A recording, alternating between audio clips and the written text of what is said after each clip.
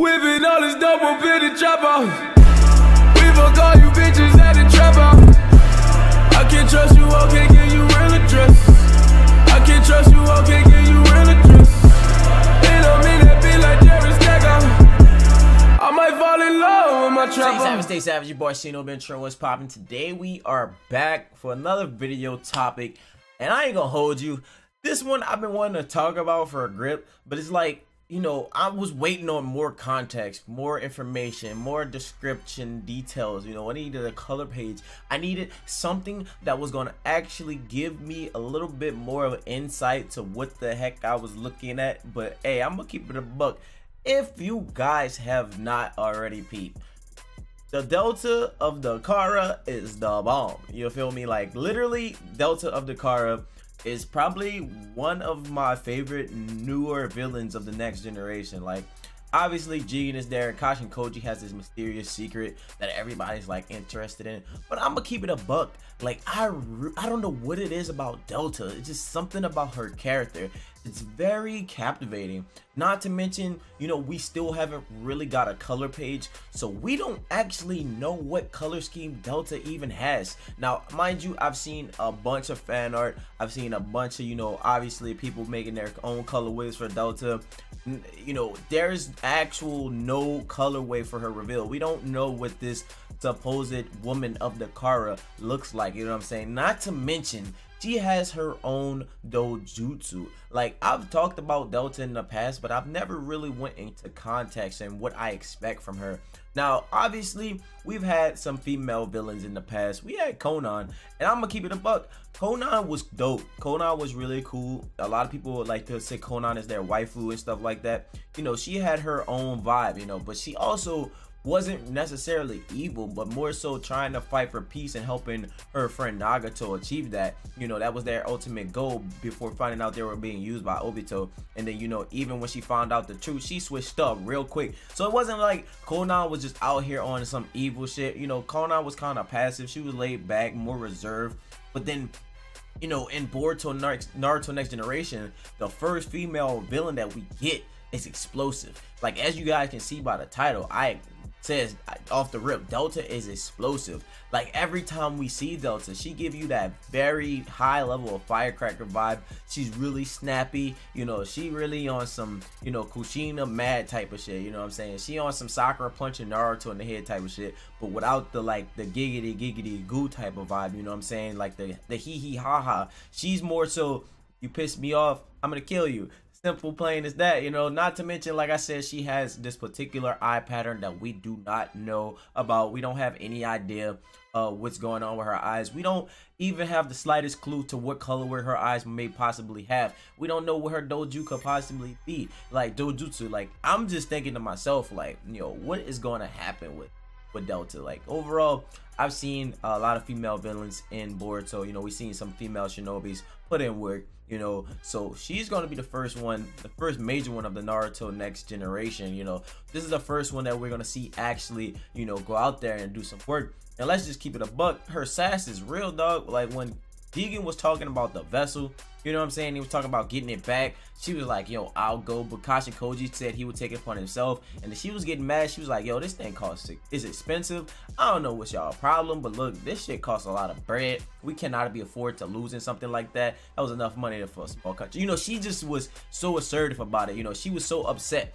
She was letting them know, like, hey, I'm not okay with you guys losing this vessel. You guys need to get on y'all shit and stop lacking. You know what I'm saying? She was really like asserting that. And then even a lot of times that we've seen her pop up in the manga, we've seen her just like pull up in the scene, like she's just out in the field, versus like there's other members of the Kara, you know what I'm saying, there's other guys, and you know, they're just laid back chilling while she just pulling up ready to fight. She want all the smoke. Like, if you guys look at the end of chapter 28, she wanted to go inside the Leaf Village, and you know, Koji had to emphasize on her staying put because he knows she's an explosive person. Her personality has been shown to be very explosive. You know, she seems to be a very destructive female shinobi, you know, destructive Konoichi in the series. He was like, yo, stay put, I'll be right back, don't do nothing, I'll let you know when it's good. Like, he was literally like, why can't I go? I want to go inside the league. Like, she wants to be in the midst of the combat. So like, I was playing Red Dead Redemption 2, and there was this chick named Sadie Adler, and her are exactly the same. Her and Delta are literally cut from the same cloth. Like, these two are very explosive. Like, I know some of you guys may not get that reference if you haven't played Red Dead 2, but like, when you see Sadie Adler, if you was just to look up a video about Sadie Adler, and you'll see how Delta acts, it's kind of the same. She wants that action, she wants to be involved, you know what I'm saying? And it was one of those things where we even seen her in the presence of Jigen while Jigen was eating his meal. He was chilling, you know, and she got triggered, and she kicked the table over, bro. She straight up kicked the table over, dog. She was like, man, look, I'm not, you tripping. Like, she got mad. Like, Jigen's supposed to be this almighty powerful leader, but she kicking this man meal on the floor, and he ain't do nothing about it. I mean, obviously he reconstructed the table with whatever dimensional powers he has, but at the same time, you know, he didn't get upset, or like, you know, he didn't try to like handle her or nothing like that. You know, he just kind of took it for what it was, and it goes to show like Jigen respects her. So wait till we see her combat ability, bro. When she get out there and she actually start putting on the pause, we all gonna be shook. We all gonna be shocked, and we all gonna be like, God damn. Overall, I'm gonna say this: I like Delta a lot. I need a colorway. I need to see her put the pause on somebody. I want to know what this dojutsu does. And overall, I think her character is really dope, and I like how they went from the different Conan route, from the Akatsuki to this more explosive female. You know, she's like with the shits. You know, she's like a dominant, my nigga. She gonna be in that bitch beating ass. Like, she like, yo, I want all the smoke. Like, you know, when they were gonna get Kawaki back, she was there. You know, she was there with Garu was basically fighting against Kawaki. She wanted to get involved. She was telling Jigen, not Jigen, I'm sorry, I apologize. She was telling Kashin Koji, she was like, yo, look, I understand you want to observe and shit like that, but like, we need to go get him back. You know, Kashin Koji had to talk her down. Obviously, that's because I feel like Kashin Koji has his own agenda, his own plan inside of Dakara, or maybe he's just more of an observant person and he wants to see how things play out for their own, you know. But outside of that, you know, Kashin Koji talked her down and was like, nah, we gonna let them take him for a bit. We're gonna let them just do whatever they want with him.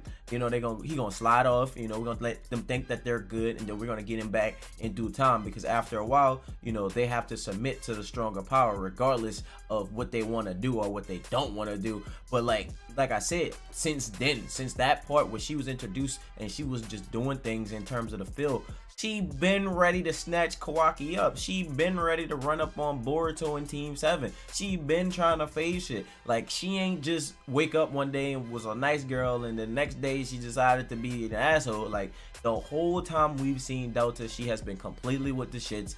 She has been ready for action, and you know, she's ready to put in work.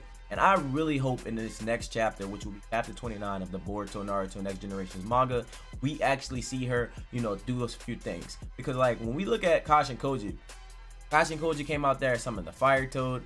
You know, we seen him kill Ao. We seen, you know, him use the Rasengan. You know, he threw some fire at fucking my boy Konohamaru. He even like called his hands out. You know, he saw him being intrigued with Boruto's karma. You know, he even granted him a pass. He was like, I'm gonna let y'all live. I know I can kill y'all, but I'm gonna just let y'all live. And it was just like, god damn, you know, he was dope already. And you know, this is a character that he's been holding back.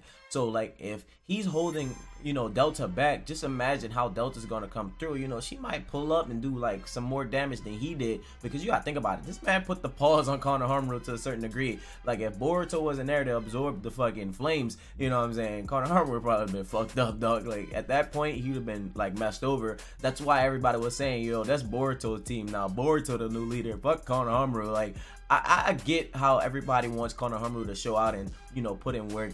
But at the same time, you know, Konohamaru still has to step up. But for Delta, I feel like when Delta gets engaged with Kawaki, Kawaki's probably going to be like, yo, not her. You know, we should avoid her. You know, she's probably nut. Like, you know, I feel like Kawaki has another connection with her, where he was like, yo, she's probably one of the more dangerous ones, because she has this sadistic vibe about her. Like, she just wants to see you suffer for her pleasure, bro.